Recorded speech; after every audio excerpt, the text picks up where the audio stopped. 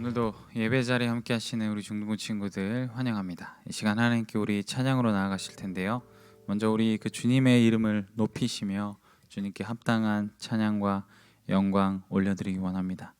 우리 같이 박수치며 찬양하겠습니다.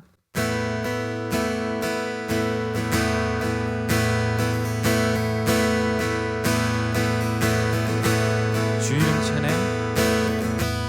주 이름 찬양, 풍요의 강물을 흐르는 부요한 땅에 살 때 주님 찬양해. 주 이름 찬양, 거칠은 광야와 같은 인생길 걸어갈 때도 주님 찬양해. 모든 축복 주신 주님 찬양하리. 어두운 날이 다가와도 난 외치리. 주의 이름을 찬양해. 주의 이름을, 주의 이름을 찬양해. 영화로운 주 이름 찬양. 2절로 주 이름 찬양. 햇살이 나를 비추고 만물이 새롭게 될 때 주님 찬양해. 주 이름 찬양. 가는 길 험할지라도 고통이 많을지라도 주님 찬양해. 모든 축복 주신 주님 찬양하리. 어두운 날이 다가와도 난 외치리. 주의 이름을 찬양해. 주의 이름을, 주의 이름을 찬양해. 영화로운 주 이름 찬양. 주님은 주시며 주님은 찾으시네. 내 맘에 아는 말 주 찬양합니다. 다시 한 번 더. 주님은 주시며 주님은 찾으시네. 내 맘에 하는 말 주 찬양합니다.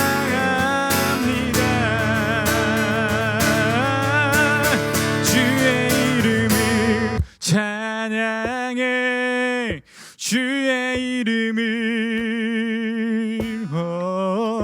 주의 이름을 찬양해. 영화로운 주 이름 찬양. 주의 이름을 찬양해. 주의 이름을, 주의 이름을 찬양해. 영화로운 주 이름 찬양.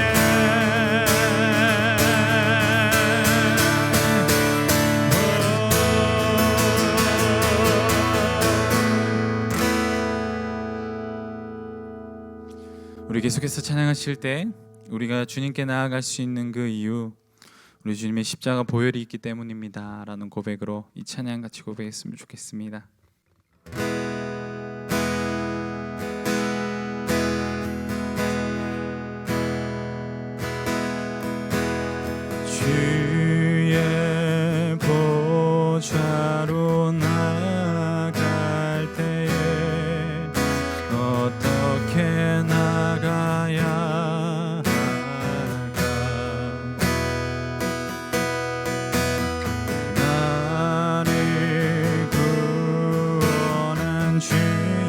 십자가 그것을 믿으며 가네.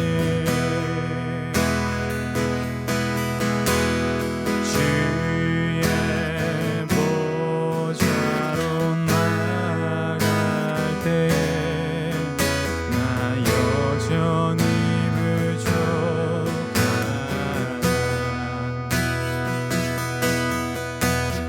나를 부르신 주의 그 사랑 그것을 믿으며 가네. 자격 없는 내 힘이 아닌 오직 예수님의 보혈로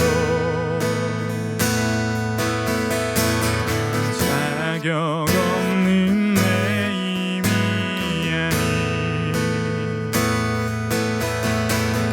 오직 예수님의 보혈로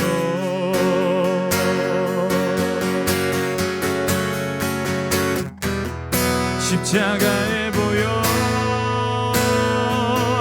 완전하신 사랑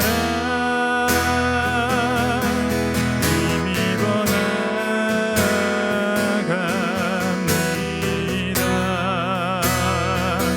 십자가의 보혈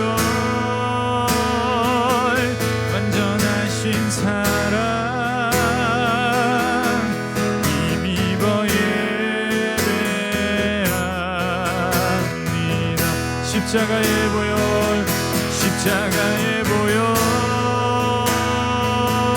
완전하신 사랑 힘입어 나갑니다.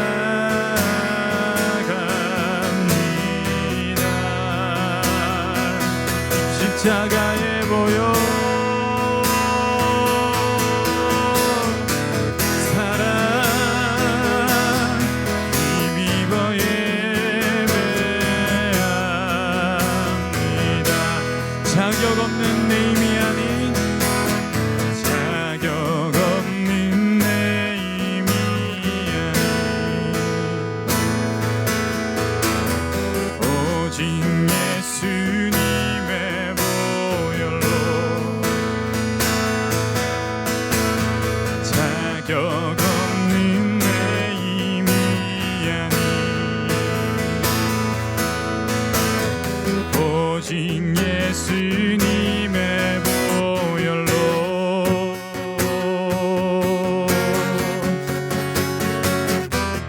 십자가의 보혈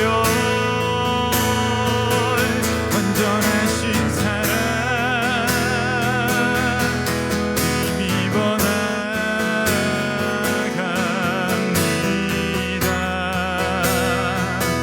십자가의 보혈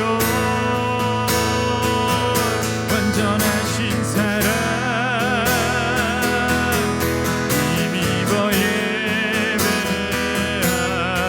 우리 마지막으로 십자가의 보혈 십자가의 보혈 완전하신 사랑 힘입어 나갑니다. 십자가의 보혈 완전하신 사랑 힘입어 예배합니다.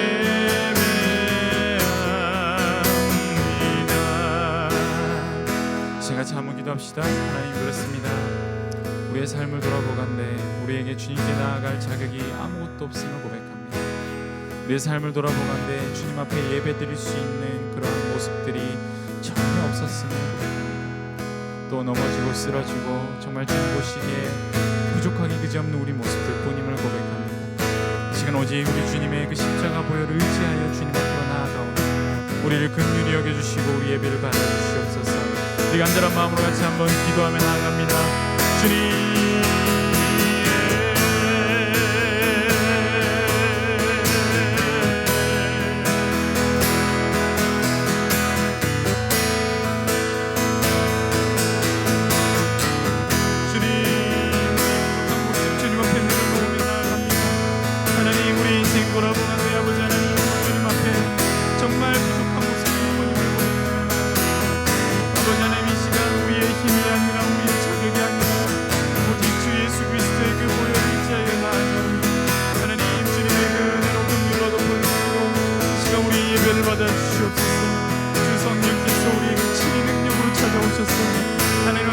온전한 예배 올려드릴 수 있도록 우리를 도와주시옵소서. 우리의 연약함을 아시는 그 주님께서 우리를 친히 능력으로 인도하여 주시옵소서. 그래야 아버지 하나님 오늘 예배 가운데 주님 앞으로 한 걸음 더 나아가며 주님께로 다시금 돌이킬 수 있는 능력의 역사가 나타날 수 있도록 주님 인도하시고 역사하여 주시기를 원하오니 주님 함께 하시고 인도하여 주시옵소서.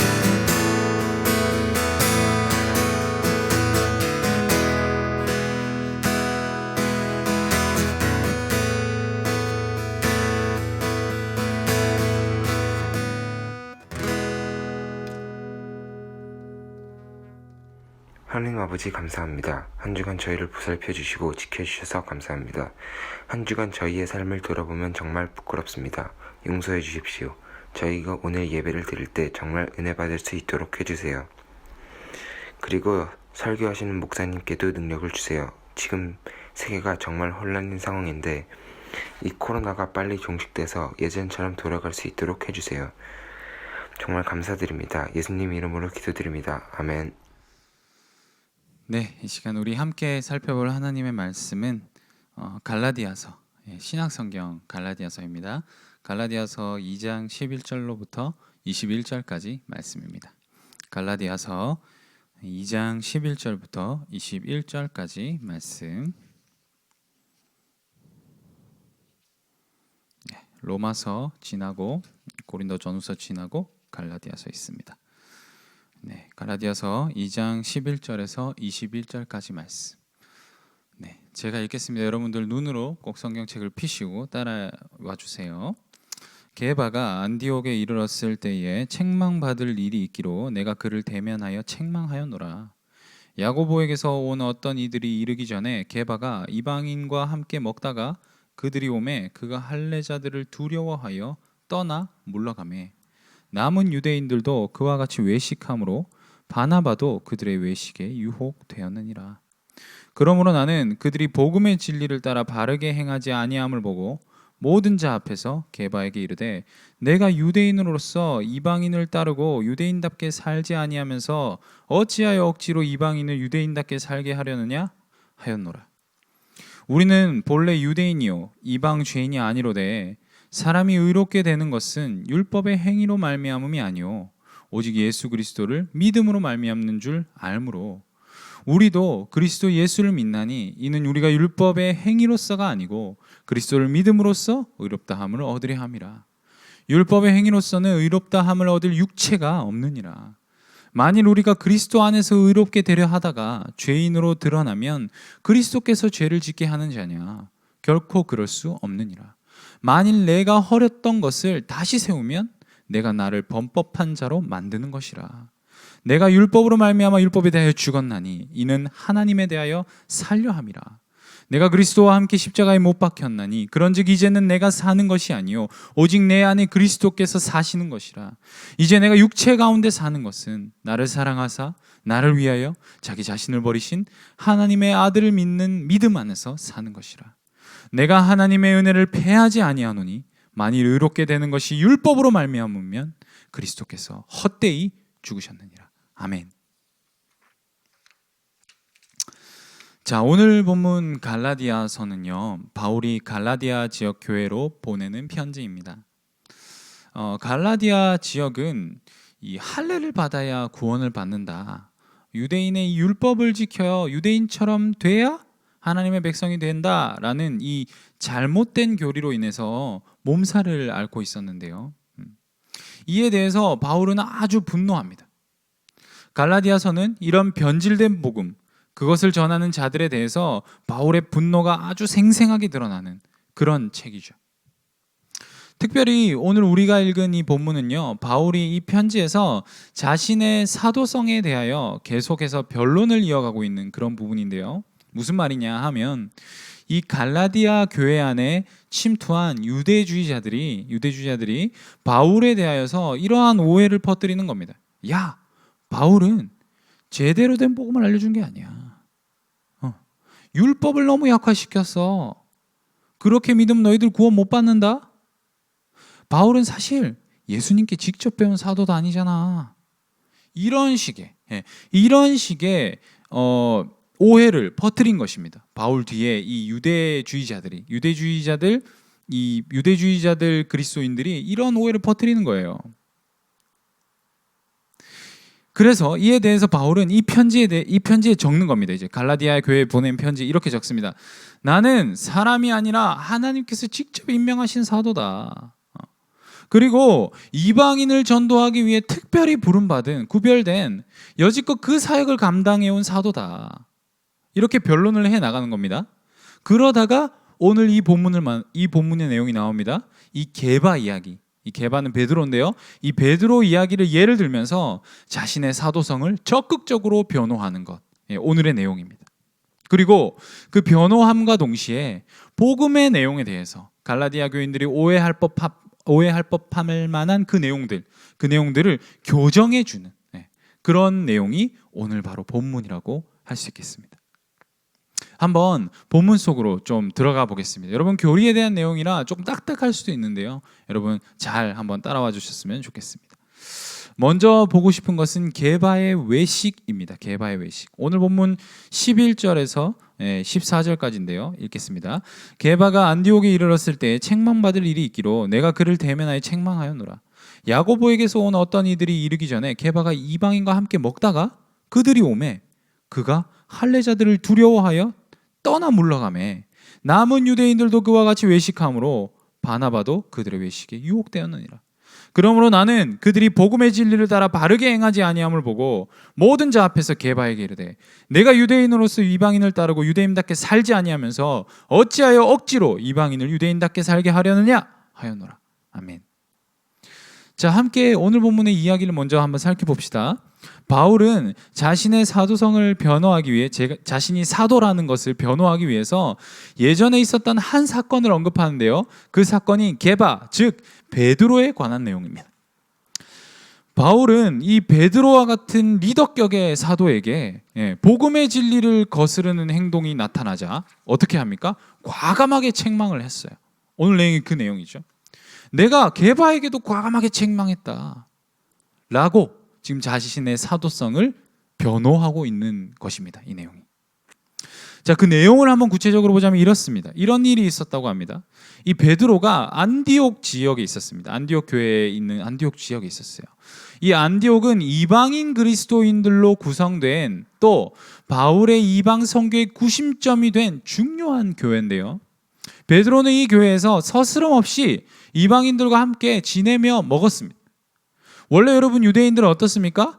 유대인들은 율법에 따라서 이방인들과 식사가 엄밀하게 금해졌어요. 절대로 하면 안 되는 일이었어요.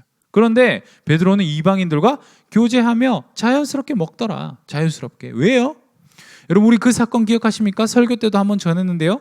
사도행전에서 이방인 전도에 대한 하나님께서 환상을 베드로에게 직접 보여주셨잖아요. 고넬료 사건에서. 기억하십니까? 고넬료라는 이 이방인 집에 찾아가서 네가 복음 전해라. 그것을 말씀하시면서 하나님께서 환상을 보여주셨죠. 부정한 음식을 계속해서 연거푸 먹으라고 하는 그런 환상을 보여주셨잖아요. 이 사건을 겪고 난 뒤에 이 베드로는 이 이방인에게도 성령께서 역사하시고 복음이 전해지는 것을 보면서 선입견이 모두 허물어졌어요. 이미. 이에 베드로는 나중에 사도행전 회의에서, 그죠? 사도행전 회의가 왜 소집됐습니까? 과연 할례를 받아야 되냐 말아야 되냐, 이방인들이 그리스도인으로 편입될 때 그 내용이었죠. 그때 베드로가 결정적인 역할을 하잖아요. 야, 이방인들 하나님께서 분명히 부르시고 계셔. 할례 필요 없어. 이 내용을 말한 게 베드로 아닙니까? 그죠? 결정적인 역할을 했죠. 그런데 이 베드로가 본문에 따르면 어떻게 행동했다고 하나요? 이방인들과 함께 식사를 하다가요, 야고보가 보낸 어떤 자들로 인해서 예루살렘에서 왔겠죠. 그 어떤 유대인 무리들로 인해서 두려워가지고요, 식사 자리를 떠났대요. 물러갔다고 합니다. 이 어떤 이들이 누구냐라는 점에서는 논란이 너무 많습니다. 여러분 그것에 대해 우리가 다 살펴볼 필요는 없고, 중요한 것은요, 베드로가 어떠한 이유였든지 이방인들과 함께 식사를 하다가 그것을 그치고요, 은근히 눈치를 보며 슬금슬금 물러갔다라는 거예요. 이에 13절에 따르면 다른 유대인들도, 그 같이 있던 다른 유대인들도 베드로가 그렇게 행동하니까 다 따라했다는 겁니다. 심지어 바울과 함께 이방인 전도의 중심축이 되었던 바나바까지도 그 유혹에 넘어가 버렸더라. 정말 안타까운 모습이죠. 이런 상황을 보고 있던 바울이 어떻게 했다고 합니까? 모든 사람 앞에서 베드로를 책망했다고 합니다.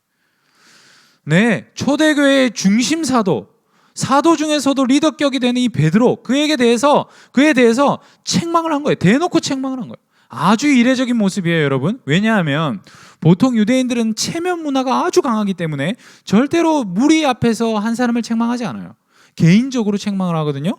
그런데 이 베드로를 감히 무리 앞에서 그 체면도 생각하지 않은 채 지적을 한 거죠. 자, 바울이 뭐라고 책망했습니까? 베드로야, 어째서 네가 이방인과 함께 식사하던 것을 그치면서 무언의 차별을 두느냐, 무언의 압박을 하느냐. 그리스도 믿는 믿음으로 구원받는 것을 네가 알고 있고 인정하는데도 어째서 이방인과 식사하는 것에 거리끼는 모습을 보여주므로 마치 유대인과 이방인은 격이 다른 것과 같은, 이방인도 유대인처럼 자격을 갖춰야 될 것 같은 그런 상황을 네가 조성하느냐. 바울이 그것으로 지적했다는 거예요. 자, 여기까지가 오늘 이 이야기의 내용입니다. 우리는 오늘 이 사건에서 바울에게 책망받는 게바의 외식, 베드로의 외식 사건, 이 이야기에서 왜 베드로는 책망을 받아야 했는가, 그 이유에 대해서 두 가지 면을 한번 살펴보고 우리 적용해 보도록 하겠습니다. 먼저 베드로는 왜 책망받아야 했는가? 첫 번째, 두려움에 타협해 버렸다. 여러분, 먼저 베드로가 책망받는 그 이유는 두려움에 타협했다라는 것입니다. 뭐를요? 복음의 진리를. 여러분, 베드로는 아까도 말했듯이 분명히 알고 있었어요. 사도행전 고넬료 사건을 통해서 하나님이 이방인도 부르고 계신다, 그리고 이방인도 그리스도를 믿는 믿음으로 말미암아 구원을 받는다, 다 알고 있었어요. 그럼에도 불구하고 오늘 베드로는 야고보로부터 온 그 할례자들, 그들을 두려워하여 가지고 이방인과의 식사 자리에서 슬금슬금 물러나더라. 베드로는 두려움 때문에 복음의 진리를 타협해버리는 우를 범한 것입니다. 여러분, 우리 자신에게 이런 면이 없는지 한번 돌아보기 원해요. 혹시 우리 안에도 이러한 베드로의 모습은 없나요? 복음의 진리가 분명한데도, 자명한데도, 하나님의 말씀이 너무나도 명확한데도 외부의 시선이 두려워서 순종하지 못하는 모습들, 혹시 없는가 한번 돌아보시기 바랍니다. 그래서 하나님께서 시키시는 분명한 일임에도 불구하고, 하나님의 말씀이 언급하는 분명한 진리임에도 불구하고 타협해버리고 회피해버리고 마는 우리 안에 그러한 일들은 없는지 한번 돌이켜보길 원해요. 두렵게도 여러분, 앞으로 대한민국 안에서 우리는 더욱 자주 그런 시험대에 오를 것 같습니다. 코로나 이 사태를 지나며 교회를 다니는 것만으로도 차별받을 수 있는 그러한 환경이 조성될 것이다 예상되기 때문이죠. 과연 우리는 그 안에서도 복음의 진리를 고수할 수 있을까? 쉬운 예로 들어볼까요? 여러분, 앞으로 식사기도 당당하게 할 수 있을까요? 주일 성수, 어떠한 일이 있어도 지킬 수 있겠습니까? 여러분, 입사에 손해가 온다고 해도 종교란에다가 과연 기독교라고 적을 수 있을까요? 네, 여러분의 삶에 아주 직접적인 심각한 불이익이 온다고 하여도 복음의 진리를 여러분 고수할 수 있겠습니까? 한번 우리 자신을 점검해 보기 원합니다. 두 번째, 베드로가 책망받아 마땅한 그 두 번째 이유, 리더의 책임. 베드로가 초대교회에 있어서 중요한 리더였기 때문에 베드로는 이런 책망을 받아 마땅했다. 여러분, 베드로의 행동은 그 하나하나가 초대교회 성도들에게 막대한 영향을 끼치는 것이었습니다. 왜요? 네, 그는 예수님의 직계 제자였고요, 그 중에서도 리더격이었기 때문입니다. 그의 말에는 힘이 있었고 사람들은 베드로의 이 삶의 양식을 보고 배웠을 것입니다. 자, 이러한 베드로가 오늘 외식하는 모습을 보이자 어떠한 일이 일어났습니까? 도미노처럼 그것을 다 따라해버리죠. 베드로가 바로 이 리더의 책임을 제대로 감당하지 못했기 때문에 오늘 바울에게 이례적인 책망을 받고 있더라. 자, 여러분, 오늘 우리가 표면적으로 이 베드로와 같은 대표성을 띠지는 않는 것 같습니다. 그런데 우리가 조금만 확장해서 생각해 보자면요, 여러분 그것 아십니까? 여러분의 주변 사람들, 특별히 믿지 않는 이들에게 있어서 여러분은 예수 믿는 사람의 대표까지는 아니어도 예수 믿는 사람에 대한 판단 기준으로 여겨질 수 있다는 점입니다. 한마디로 여러분의 행동 하나하나에 복음의 진리가 나타나냐 안 나타나냐, 그 막대한 책임이 따른다는 거예요. 여러분, 우리가 만약 세상의 시선이 두려워가지고 오늘 베드로처럼 세상 사람들과 타협하여서 그들과 똑같은 삶을 살아간다면, 그리하여 주변 이들에게 그리스도인의 모습에 대하여 잘못된 인식을 갖게 한다면 바로 우리는 그 책임을 감당해내지 못한 거예요. 베드로처럼 말이죠. 보십시오, 여러분. 오늘날 여러분 모 목사님이 광화문 이 집회를 주도하고 강행함으로 인해서 교회 전체가, 그리고 예수님이 세상의 질타를 받는 그런 일이 있지 않습니까? 지금 교회가 다른 사람들의 목숨에는 아무 관심도 없다고, 사랑이라고는 모른다고, 그런 집단이라고 그런 취급을 받게 되지 않습니까? 여러분, 우리 한 사람 한 사람의 책임이 그만큼 막중하다는 거예요. 우리 하나님 나라의 이미지, 우리 교회의 이미지를 형성하는 데 있어서 말입니다.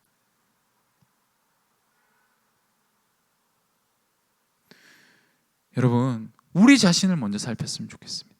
우리 한 사람 한 사람 과연 이 막중한 책임감을 가지고 지금 살고 있는가?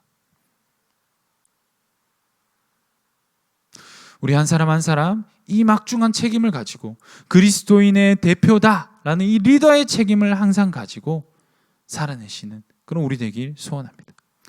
정리해 봅시다, 여러분. 우리 게바의 사건을 통해 여러분, 오늘 우리는 베드로가 바울에게 책망받는 이 장면을 통해서 베드로가 왜 책망받아야 했는가, 그 이유에 대해서 살폈습니다. 그는 복음의 진리, 하나님의 말씀을 알면서도 외부의 두려움에 타협해버렸다. 두 번째, 초대교회의 중요한 리더로서 모범을 보이지 못했더라. 자, 오늘 우리는 이것을 통해 외부의 두려움에 타협하지 않고 복음의 진리를 고수했으면 좋겠습니다. 또 나 한 사람이 그리스도인의 리더, 대표자라는 이 막중한 책임감을 가지고 모범을 보이며 나아가는 우리 되길 소원합니다. 두 번째로 보고 싶은 것은 이것입니다. 그렇다면 진정한 복음은 입니다. 15절에서 21절인데요. 자, 15절에서 21절은 중간중간에 읽겠습니다. 자, 이제 우리는 이 바울이 게바의 이야기에 이어서 그렇다면 복음은 무엇인가? 그렇다면 진정 복음은 무엇인가 확실하게 정리해 주는 모습을 봅니다. 우리가 믿고 고백해야 하는 바른 복음은 어떤 내용일까? 함께 우리가 바울이 교정해 주는 이 복음의 진수로 한번 들어가 보시죠. 자, 15절, 16절을 보게 되면요, 여러분 15절, 16절 한번 읽어볼까요? 15절, 16절 읽겠습니다. 우리는 본래 유대인이요 이방 죄인이 아니로되 사람이 의롭게 되는 것은 율법의 행위로 말미암음이 아니요 오직 예수 그리스도를 믿음으로 말미암는 줄 알므로 우리도 그리스도 예수를 믿나니 이는 우리가 율법의 행위로서가 아니고 그리스도를 믿음으로써 의롭다함을 얻으려 함이라. 율법의 행위로서는 의롭다함을 얻을 육체가 없느니라. 아멘. 바울은 15절에서 뭐라고 합니까? 마치 이렇게 표현하는 거예요. 유대인은 이방인들과 다른 것처럼 이렇게 뉘앙스를 풍기는 거예요. 15절은 약간 헷갈리죠? 그런데 16절에서 반전 기법을 사용합니다. 내용의 핵심은 이것입니다. 여러분, 이것만 기억하세요.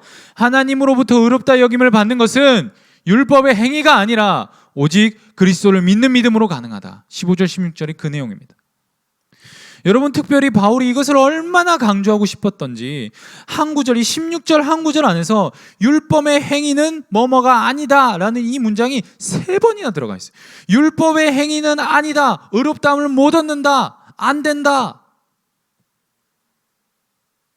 결코 우리는 율법으로 의를 얻지 못한다는 거예요. 도덕적인 행동, 어떤 착한 일, 선한 일에서 구원 얻을 수 없다는 거예요. 왜요? 우리는 그럴 실력이 안 되기 때문입니다. 마지막에 이야기하죠. 율법의 행위로서는 의롭다함을 얻을 육체가 없느니라. 여러분, 성경에 있는 수많은 인물들 보십시오. 특별히 구약의 인물들 보십시오. 그 명성이 자자한 다윗조차도 율법의 기준을 딱딱 갖다 대면요, 의롭다함을 얻을 수 있습니까? 그만큼 교활한 살인을 벌인 사람이 어디 있습니까? 우리아를 죽인 그 사건을 통해서요. 최근에 여러분 세계적으로 그리고 한국에서도 좀 이 이슬람교에 대한 긍정적인 반응들이 일어나고 있습니다. 일부 이 극단의 무장단체, 이슬람의 무장단체가 물론 그 이미지를 좀 깎아먹고 있지만 어느덧 사람들의 인식 속에 이 이슬람교인들이 되게 젠틀하고 바른 삶을 사는 것으로 이 좋은 이미지가 좀 자리 잡아가고 있어요.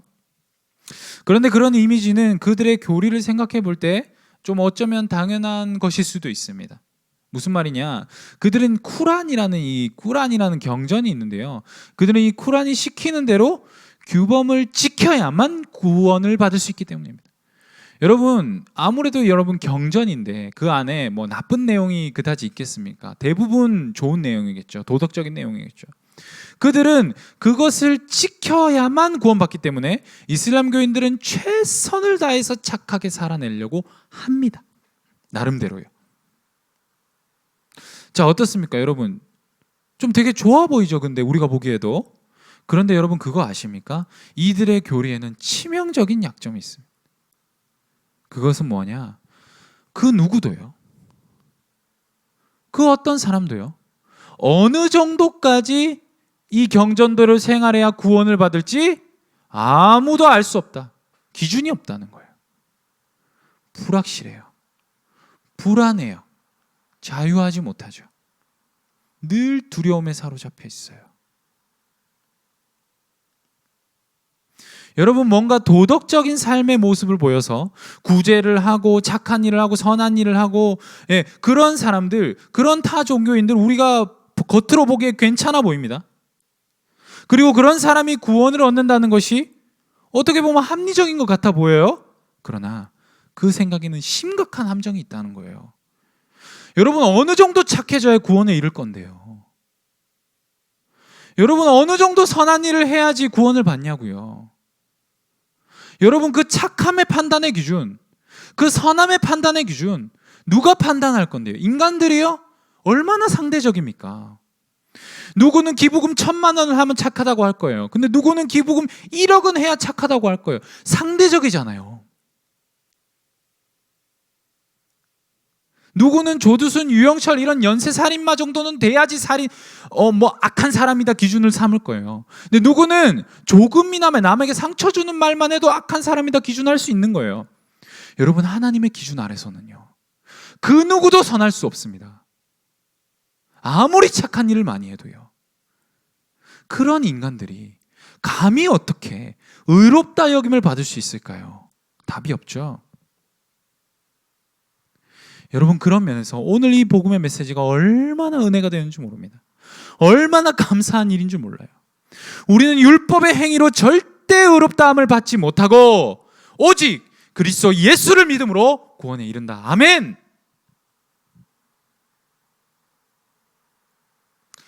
17절 18절에서요, 바울은 계속해서 복음에 대해 설명해 줍니다. 17절요, 보시면 17절 읽어볼게요. 만일 우리가 그리스도 안에서 의롭게 되려 하다가 죄인으로 드러나면 그리스도께서 죄를 짓게 하는 자냐? 결코 그럴 수 없느니라. 이 말이에요. 야, 너희 말대로 우리가 그리스도 안에서 의롭게 되려고 율법을 버려서 죄인이 된다면, 그리스도를 믿음으로 율법을 버려서 죄인이 된다면 예수님이 우리를 죄짓게 하는 것이냐? 바울이 이렇게 되묻는 거예요. 그럴 수 없다는 거예요. 그럴 수 없죠. 18절 보실까요? 18절. 만일 내가 헐었던 것을 다시 세우면 내가 나를 범법한 자로 만드는 것이라. 너희 착각하지 말아야 한 거예요. 율법을 어긴다고 법을 어기는 게 아니래요. 바울 말이요. 율법을 어긴다고 법을 어기는 게 아니에요. 오히려 헐어버렸던 그 율법을 다시 지키라 막 이렇게 하는 것이 법을 어기는 거다. 바울이 이렇게 얘기하는 거예요. 이해되시죠? 이어서요, 바울은 율법에 대해서 우리가 왜 그렇게 생각해야 하는가, 율법에 대해서 우리가 왜 그렇게 생각해야 하는지 19절에서 21절까지 쫙 정리를 해줍니다. 19절 한번 읽어볼게요. 내가 율법으로 말미암아 율법에 대하여 죽었나니 이는 하나님에 대하여 살려 함이라. 우리는 예수님 십자가 사건 이후 이제 율법에 대해 완전히 새로운 관계 안에 있다는 겁니다. 바울이 그것을 정리해 주는 거예요. 마치 죽었다가 새로운 삶을 사는 것과 같은 변혁이 일어났다는 거예요. 율법에 대해서. 쉽게 말해 우리는 이제 율법의 속박에서 풀려졌다는 거예요. 더 이상 얽매일 필요가 없다는 거예요. 그것이 오히려 하나님에 대하여 사는 길이라는 거예요. 율법에 얽매이지 않는 것이. 율법에 대하여 죽었다라는 바울의 표현이 바로 그 표현입니다. 20절요. 20절 복음에 대한 명문장이죠. 한번 읽어볼게요. 내가 그리스도와 함께 십자가에 못 박혔나니 그런즉 이제는 내가 사는 것이 아니요 오직 내 안에 그리스도께서 사시는 것이라. 이제 내가 육체 가운데 사는 것은 나를 사랑하사 나를 위하여 자기 자신을 버리신 하나님의 아들을 믿는 믿음 안에서 사는 것이라. 아멘. 결론적으로 무슨 말입니까? 우리는 그리스도와 함께 그리스도께서 십자가에 죽으실 때 우리의 자아를 모두 십자가에 못 박아 버렸다. 그리고 이제 우리는 그리스도를 모시고 그리스도를 믿으며 그리스도의 뜻대로 살아가는 자들이다.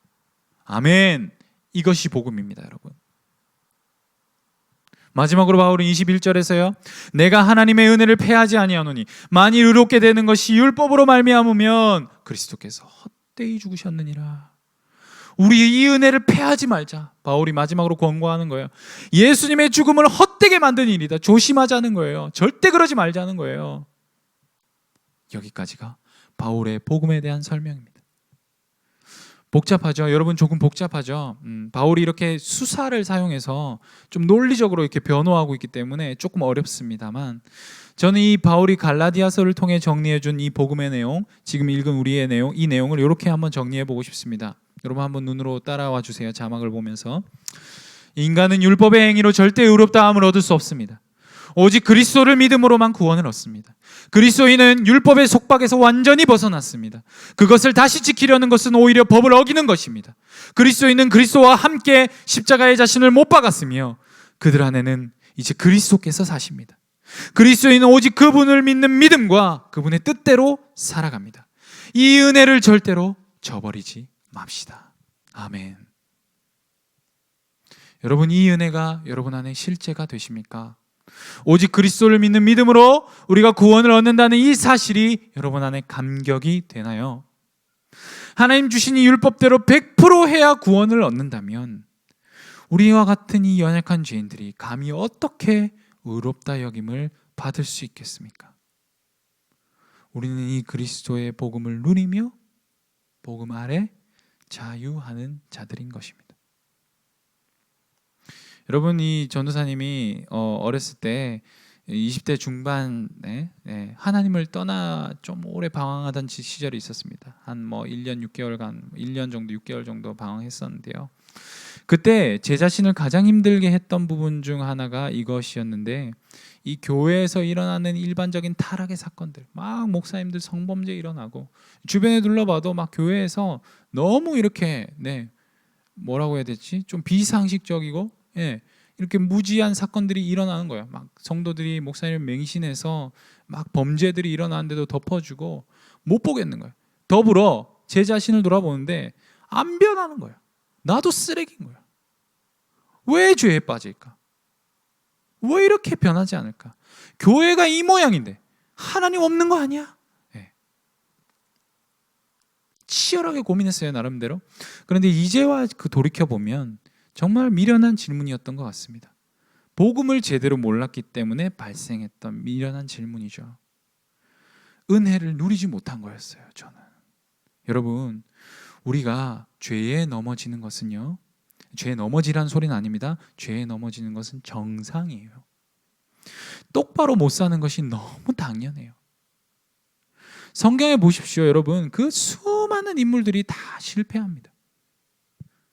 내노라 하는 인물들 다 실패해요. 그렇기 때문에요.